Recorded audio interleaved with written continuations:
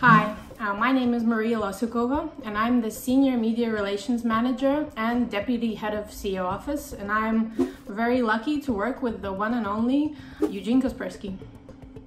Eugene is one of the people that is absolutely open to initiative, to people stepping forward with new ideas, and I think that a lot of managers in the company would agree with this. The focus of my work, the focus of my interests is Eugene Kaspersky, not only as the CEO of the company, not only as the founder of the company, but also as a character, as a personality with his hobbies, as an enthusiastic traveler, as a blogger, as a thought leader, as a successful entrepreneur. So I try to look at Eugene not only from the perspective of corporate communications, but from a perspective of just a very interesting person, and try to get all of his best traits out there and show him from the best perspective. I think that I'm very lucky because Eugene is not your average top manager. You're not your average speaker. He doesn't really like to go along with corporate messaging. This can sometimes be a little nerve-wracking for me, but it's definitely something that journalists enjoy working with because he's very authentic. He's very open, he's very straightforward. That's a good question. I think we need to understand what a communication fail is, what we put into this term, because as any other company, we sometimes get some press, some articles, some interviews that don't reflect our opinions or our affairs exactly as we want them to.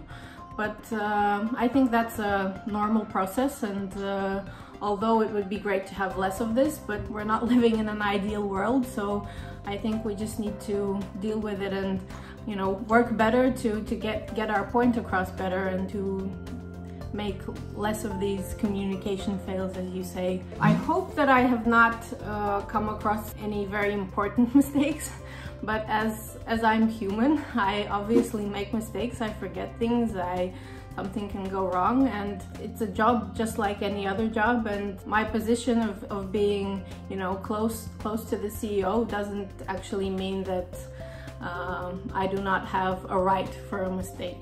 I do, and it's good to know this. It doesn't mean that I need to make mistakes often, but it's good to know that, you know, it's okay to be human. To a young intern, I would say don't be afraid to ask questions. Don't be afraid to speak your mind. Don't be afraid to propose things. It doesn't always depend on your experience, and I think that sometimes a young, bright mind can bring much more to the table than people working in the same industry for years, because they just have a very fresh, new way of looking at things. So my main advice would be to be braver. If I could look back on myself at the start of my career, I would give myself the same advice, just to be braver and to not be afraid of making mistakes. I wish I could balance my personal and my work life a little better, but unfortunately it's not always possible, and I think that in general, it's a tough question, work-life balance, especially for a working mother as myself, because you feel that something is always left not done. Sometimes it's dinner, sometimes it's attending your kid's kindergarten party or something like this, but at other times, you know, you can take a day off and try spending more time with your family, and thank goodness I have a job that permits me to do this, but I also travel a lot, and it can be tricky. Those people who can work from home and organize their work life not to interfere with the working from home, and for their kids not to interfere with their work life, they are very lucky. I'm not one of them. It's very good that you don't see the other side of the room, because it is literally covered in toys right now, and I just cleared up half of it to make this video.